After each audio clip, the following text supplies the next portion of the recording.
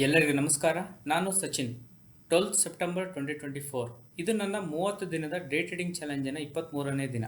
ಬನ್ನಿ ನಾನು ಇವತ್ತು ತಗೊಂಡಂಥ trade profit and loss logic behind trade ನೋಡೋಣ.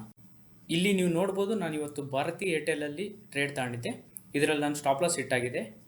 ಇದರಿಂದ ನಾನೊಂದು ₹500 ಲಾಸ್ ಆಗಿದೆ. ಬನ್ನಿ ಈ ಟ್ರೇಡ್ ಲಾಜಿಕ್ ಏನಂತ ಅಂದ್ಬಿಟ್ಟು ನೋಡೋಣ. ಭಾರತಿ ಏರ್ಟೆಲಲ್ಲಿ ನಾನು ಬೆಳಿಗ್ಗೆ ಅಬ್ಸರ್ವ್ ಮಾಡಿದಾಗ ಆಪ್ಷನ್ ಚಾನಲ್ ನನಗೆ ಏನು ಗೊತ್ತಾಯಿತು ಅಂತಂದರೆ 1600 ಲೆವೆಲಲ್ಲಿ ಕಾಲ್ ಸೆಲ್ಲರ್ಸ್ ಭಾಳ ಇದ್ದರು. ಸೊ ಅದಕ್ಕೋಸ್ಕರ ನಾನು ಇಲ್ಲೊಂದು ಲೈನ್ ಮಾಡಿದ್ದೆ.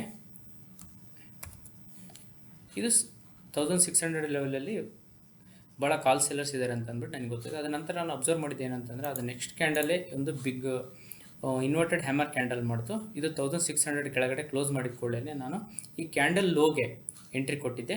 ನನ್ನ ಎಂಟ್ರಿ ಆಗಿದ್ದು ಈ ಲೆವೆಲಲ್ಲಿತ್ತು. ಇದು ನನ್ನ ಎಂಟ್ರಿ ಲೆವೆಲ್ ಆಗಿತ್ತು. ನನ್ನ ಸ್ಟಾಪ್ ಲಾಸ್ ಈ ಕ್ಯಾಂಡಲ್ ಮೇಲ್ಗಡೆ ಇತ್ತು.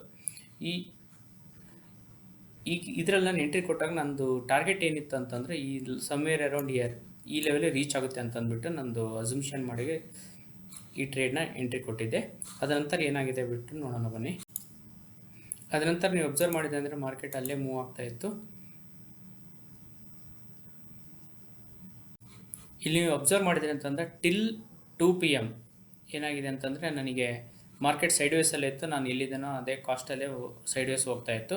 ಅದ ನಂತರ ಸಡನ್ನಾಗಿ 2 PM ಏನಾಯ್ತು ಅಂದರೆ ಎಂಟೈರ್ ಮಾರ್ಕೆಟಲ್ಲಿ ಒಂದು ಸಡನ್ನಾಗಿ ಅಪ್ ಮೂವ್ ಸ್ಟಾರ್ಟ್ ಆಯಿತು ಡ್ಯೂ ಟು ಸಮ್ ಚೈನಾದು ಗ್ಲೋಬಲ್ ನ್ಯೂಸ್ ಅಂತ ಅಂದ್ಬಿಟ್ಟು. ಅದರಲ್ಲಿ ಮೋಸ್ಟ್ ಆಫ್ ದಿ ಸ್ಟಾಕ್ಸಲ್ಲಿ ಸಡನ್ ಮೂಮೆಂಟಮ್ ಬಂತು. ಆ ಮೂಮೆಂಟಮಲ್ಲಿ ನಾನು ನೆಕ್ಸ್ಟ್ ಕ್ಯಾಂಡಲಲ್ಲಿ ಇಲ್ಲಿ ನೋಡ್ಬೋದು, ನನಗೆ ಸಡನ್ನಾಗಿ ಅಪ್ ಮೂವ್ ಆಗಿಬಿಟ್ಟು ಈ ಕ್ಯಾಂಡಲಲ್ಲಿ ನಂದು ಸ್ಟಾಪ್ ಲಾಸ್ ಇಟ್ಟಾಗಿದೆ. ಇದರಿಂದ ನನಗೆ ಒಂದು ಅರೌಂಡ್ ₹500 ಲಾಸಸ್ ಆಗಿದೆ.